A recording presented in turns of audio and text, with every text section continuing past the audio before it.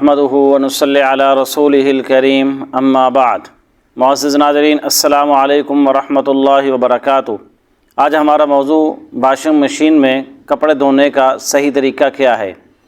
بسا اوقات کپڑوں کو خلط ملط کیا جاتا ہے، جس کے نتیجے میں کپڑے ہمیشہ ناپاک رہتے ہیں، اور اگر صحیح طریقے سے کپڑوں کو صاف نہ کیا جائے، اسے واش نہ کیا جائے، تو انسان کے کپڑے ہمیشہ ناپاک رہیں گے۔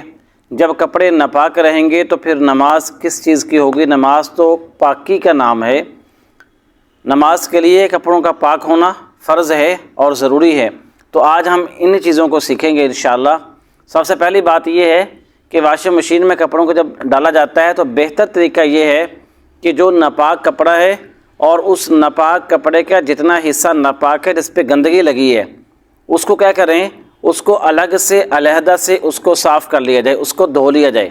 جب سمجھ آئے کہ اتنا کپڑا کیا ہے جو ناپاک تھا، اس کی گندگی کو دور کر دیا ہے، اس کو صاف کر دیا، واش کر دیا، اب یہ کیا ہو گیا؟ صاف ہو گیا، تو اسے بقیہ کپڑوں کے ساتھ کیا ہے؟ ڈالا جائے اور اس طریقے سے دھویا جائے گا، تو اس سے کیا ہوگا؟ کپڑے پاک ہوں گے، ناپاک نہیں ہوں گے۔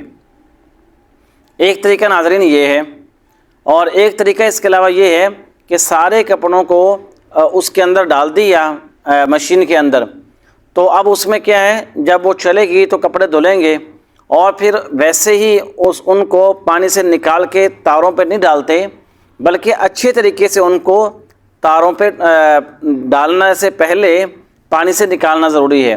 اب اس کا طریقہ کار کیا ہوگا؟ نمبر ایک تو یہ ہے کہ مشین سے نکالا اور نکال کر کے ایک ٹپ ہے بڑا یا بڑی جو ہے وہ بالٹی ہے، اس کے اندر ان کو ڈالا جائے گا کپڑوں کو، اور اوپر سے کیا ہے؟ ٹوٹی کو کھولا جائے گا۔ ٹوٹی ہے یا نلکا ہے، اسے چلایا جائے گا اور اسے اچھی طرح دھویا جائے گا، اور پھر دھونے کے بعد پانی جو ہے وہ ٹپ میں سے باہر نکل رہا ہے، یعنی وہ پانی جو ہے ٹپ کے اندر ان کو دھویا اچھی طرح، اور پھر پانی یہاں تک کہ وہ باہر نکلنا شروع ہو گیا، وہ بہنے لگ گیا پانی، تو اس سے کیا ہوگا؟ کپڑے پاک ہو جائیں گے سارے۔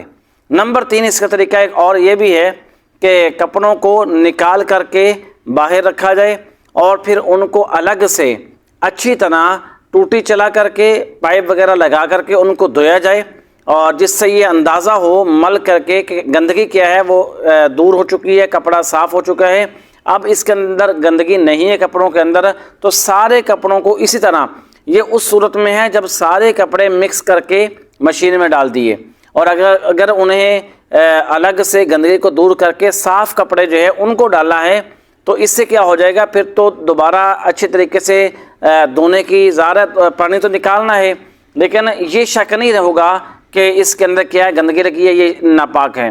یہ شک اور تبھی ہوتا ہے یا ناپاک تبھی ہوں گے جب کیا ہے؟ ادھر سے مشین سے نکالیں اور پانی سے نکالا، ہلکا سا نکال کر کے تال پہ ڈال دیا، وہ گندگی امید ہے کہ گندگی اسی کے اندر ہوگی، تو کپڑے ناپاک نہیں ہوں گے۔ تو یہ طریقہ، تیسرا طریقہ یہ ہے کہ ان کو نکالا جائے کپڑوں کو، اور اچھے طریقے سے پائپ لگا کر کے یا ٹوٹی کے نیچے ہر ایک سوٹ کو، ہر ایک کپڑے کو الگ الگ سے اچھی طریقے سے پانی نکالا جائے، اور جب یہ پتہ چل جائے گندگی اس کی دور ہو گئی ہے، تب کیا ہوگا؟ کپڑا ناپاک ہوگا۔ اور یہ پھر بعد میں وہم نہیں رکھنا چاہیے کہ شاید کہ ان کے اندر گندگی ہوگی، چاہے وہ الگ دھوئے، سارے اکٹھے ہی ہیں، مکس جو ہے سب کو دھو لیا، لیکن اب جب آپ نے دھویا ہے تو ان میں سے پانی جو آپ نے گزارا ہے وہ سب سے الگ الگ گزارا ہے، اور اچھے طریقے سے ان کو مل لیا ہے، اور گندگی دور ہو چکی ہے، اب یہ کیا؟ سارے کپڑے صاف ہو جائیں گے۔ اور ایک پھر یہ بھی ہے کہ عام طور پر کہ ہمارے کپڑے جیسے بھی مشین میں ڈالے اور ان کو نکالا تو بس پانی سے نکالا، ہمارے کپڑے کیا ہو گئے؟ صاف ہو گئے، تو یہ بھی طریقہ ٹھیک نہیں ہے۔ تو کپڑوں کو اچھے طریقے سے صاف کرنا ہے، اچھے طریقے سے واش کرنا ہے، اور یہ ہماری ماں بہنیں کے لیے بھی ہے، اور اس طرح گھروں کے اندر جو کام کرنے والی ماسیاں ہوتی ہیں تو انہیں بھی تلقین کی جائے کہ کپڑوں کو اچھے طریقے سے دھونا ہے، اور بعد میں پانی سے اچھے طریقے سے اس کو گزارنا ہے، تاکہ کہیں ایسا نہ ہو کہ گندگی جو ہے وہ رہ جائے اور پھر جو ہے کپڑا ناپاک ہو جائے۔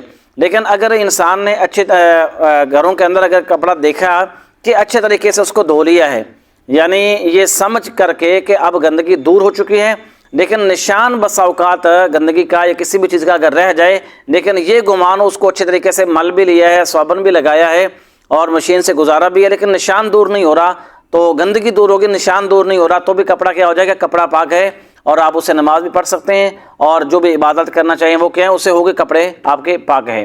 امید ہے ناظرین یہ مسئلہ جو ہے سمجھ لیا ہوگا۔ اللہ ہمیں سمجھنے اور عمل کی توفیق عطا فرمائے۔